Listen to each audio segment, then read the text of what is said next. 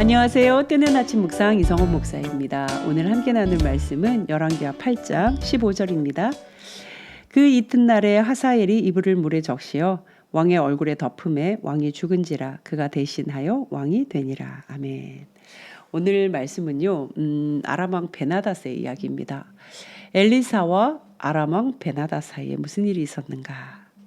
자, 아람 왕 베나닷 결국 이방 나라인데 이 베나닷이 병이 걸려요. 그래서 아람 왕이 이것을 누구한테 좀 내가 살지 죽을지 이 병이 나을지 말지를 누구한테 물어야 할까? 놀랍게도 하나님의 사람 엘리사에게 묻기로 작정을 합니다. 여러분 이제 비슷한 상황인데요. 우리 열왕기하 1장에 볼 때 이스라엘 왕 아하시야가 자기 아들이 난간에 떨어집니다. 이 아들이 살지 말지 죽을지 어떠할지를 누구한테 물어보라고 하죠? 네, 에그론의 신 바알세붑에게 물어보라고 해요. 이스라엘의 왕이 자신에게 닥친 그 위기, 엄청난 그 중요한 순간에 누구를 찾냐면 우상을 찾는다는 거예요. 여러분 이거 우연이 아니고요. 그냥 단순하지가 않습니다.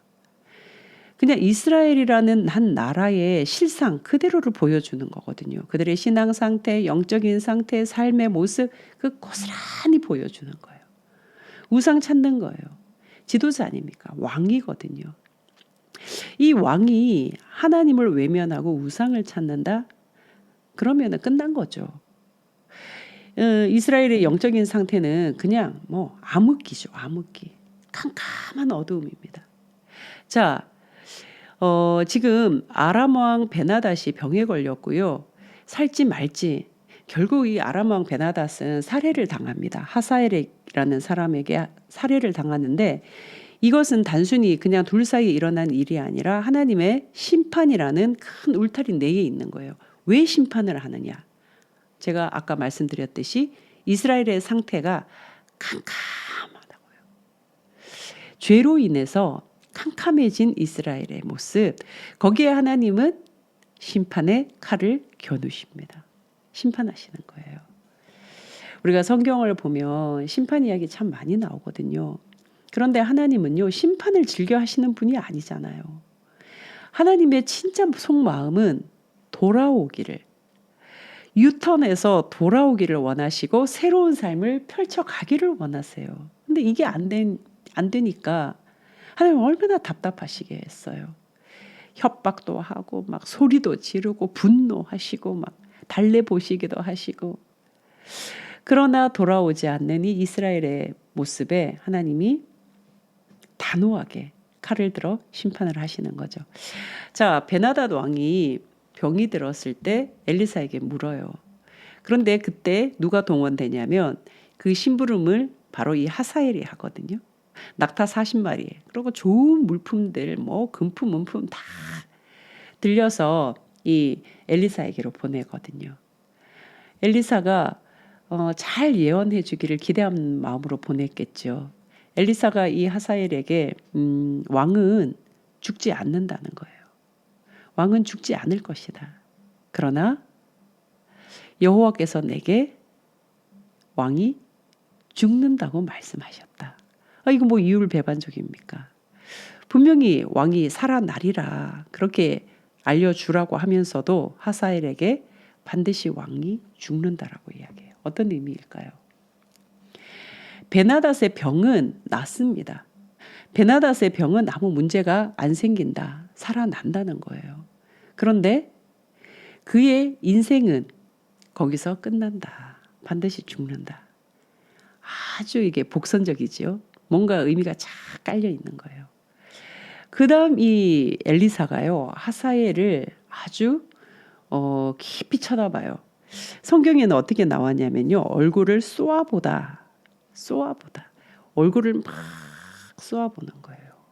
그러니까 단순히 그냥 단순한 눈빛으로 보는 것이 아니라 아주 예리한 눈빛으로 쏘아보는 거죠. 민망할 정도로. 뚫어내는 거죠. 그죠? 눈빛이 막 뚫고 있는 거예요. 하사엘 얼굴을. 부끄럽기까지 쏘아보더라는 거예요. 그리고는 엘리사가 막 눈물을 흘립니다. 그 눈물이 어떤 눈물이었을까? 12절에 보면은요. 하사엘이 내 주여 왜 우십니까? 라고 질문하죠.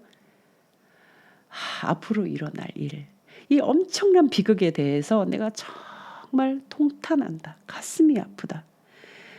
성에 불을 지르고 장정을 칼로 죽이고 어린아이를 맺히며 아이 벤 부녀를 가르리라. 누가요? 하사엘이. 너가 그런 일을 행하리라. 그러니까 하사엘이요. 무슨 말씀이십니까? 제가 뭐 아주 하찮은 사람이 어떻게 그렇게 큰 일. 그건 너무 엄청난 일입니다. 저는 그런 일을 할 그런 깜냥이 안 됩니다. 이렇게 얘기하는 거예요. 어떻게 되었을까요? 하사엘은 왕에게 나아가서 엘리사 선지자가 왕이 반드시 낫는다고 말씀하셨습니다. 라고 희소식을 전해요. 그런데 오늘 본문이죠. 그 이튿날에 불과 그 다음 날 어떻게 해요? 하사엘이 이불에다가 물을 적십니다. 이건 살인 아주 계획된 살인이죠. 그리고 베나닷의 얼굴에 덮습니다. 발버둥을 쳤겠죠. 얼마나 잔인합니까? 그리고 자신이 이제 왕으로 나갑니다.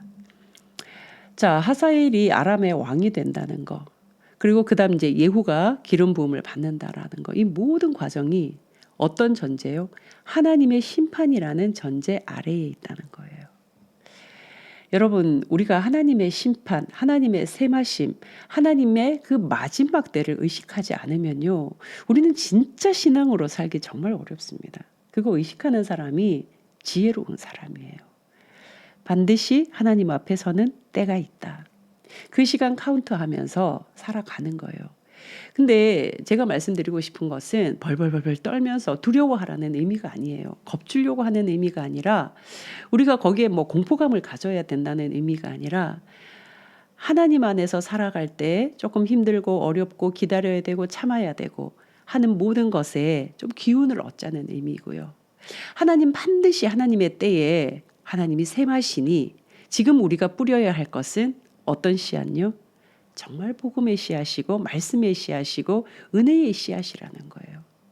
그런데 그 은혜와 복음과 정말 말씀의 씨앗은요, 세상의 것과는 이 결이 다르기 때문에 우리가 지쳐요. 조금 힘들 수 있어요. 손해본다는 느낌이 있을 수 있다는 거예요. 그래서 성경에 보면은 눈물로 씨를 뿌린다고 해요. 그 씨앗은 그냥 하하하 호호 하면서 뿌리는 것이 아니라, 이게 무슨 의미가 있지? 이게 가치가 있을까? 나는 왜 이러고 살지? 난 도대체 무슨 목적으로 이렇게 사는 거야? 당장 나의 손에 뭔가 이익이 주어지지 않을 때 우리는 그 일을 계속 지속적으로 하는 것에 어려움을 느낍니다. 인간이 연약하니까요. 그런데 성경이 약속하잖아요. 울며 씨를 뿌리는 자는 어떻게 한다고요? 기쁨으로 단을 거둔다. 이것이 바로 하나님의 심판을 의식하며 살아가는 신앙인의 삶입니다.